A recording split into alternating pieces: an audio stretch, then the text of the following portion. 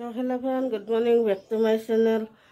তো কালি কাপোৰ ধুইছিলোঁ, কাপোৰ ধুই আজি সব এনেকৈ মেলি দি থৈ যিবিলাক অলপ অলপ ভিজা আছিলে আৰু যিবিলাক বেছি ভিজা আছে ইয়াতে থৈ দিছোঁ। এতিয়া ৰ'দত দিব লাগিব। ৰ'দটো একেবাৰেই নাই, মানে আজিও ৰ'দটো নাই। সেমেকা কাপোৰে নুশুকায়।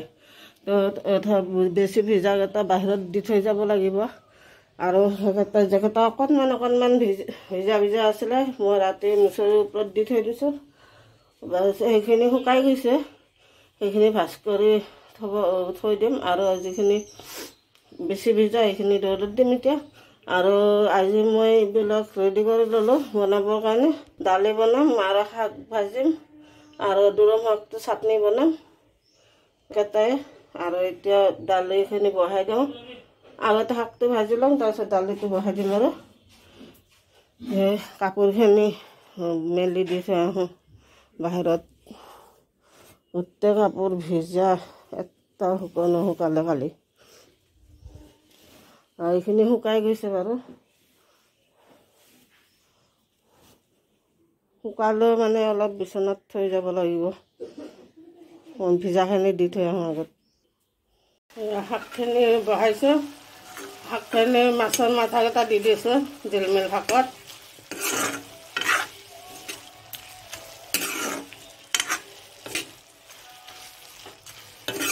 তো শাকখিনি হৈ গৈছে, অলপ পানীটো শুকাই নমাই দিম।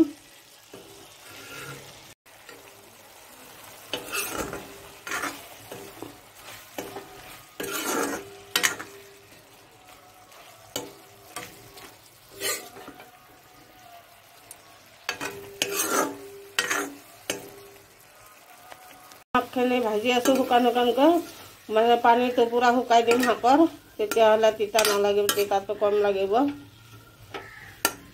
এইখিনি পূৰা পানী ওলাই আছে শাকৰ পৰা, পানীখিনি শুকাই দিম। তাৰপিছত পিচিম।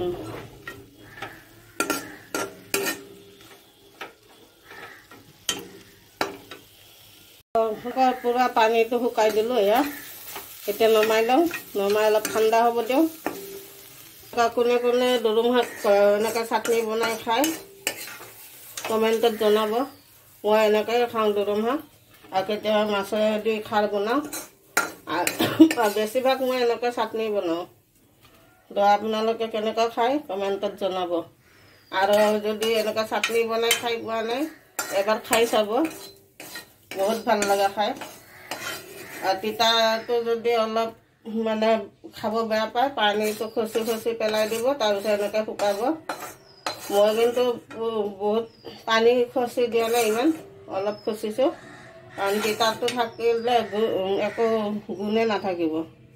সেইটোৰ কাৰণে তিতাটো অলপ ৰাখিছোঁ মই। এতিয়া দালিখন বহাই দিওঁ। আৰু পানী খাই টেপটো খুলি থৈ দিলে, এতিয়া বন্ধ কৰিব নোৱাৰি। ইমান ডাঙৰ বান্দৰ, এই বাপৰে, টেপটো খুলি থৈ গুচি গ'ল। এই টেপটো বন্ধ কৰিব লাগিব। এইটো মই ভয়ে খাই গ'ল, ভাব যি ডাঙৰ বান্দৰ। এতিয়া চব বনোৱা হৈ গ'ল। এতিয়া বাচনখিনি ধুব আছে, বাচনখিনি ধুওঁ, বাহিৰত ওলাই থৈ দিছোঁ। আৰু ধুই গাটো ধুই ওলাই যাওঁ। আৰু বিস্কুটখিনি মেকুৰীয়ে মানে এনেকৈ মই আধা খাই থৈ দিছিলোঁ, মেকুৰীজনী পেলাই থৈ গুচি গ'ল। মেকুৰীজনীৰো ইমান উৎপাত, বান্দৰততো উৎপাতে, মেকুৰীজনীৰো মানে ইমান উৎপাত। বান্দৰকেইটা ৰাতিপুৱাই আহি বাপৰে বাপ টিঙৰ ওপৰত মানে ধুমাই থাকে, শান্তি নিদিয়ে। এতিয়া বাচনখিনি ধুই আহোঁ।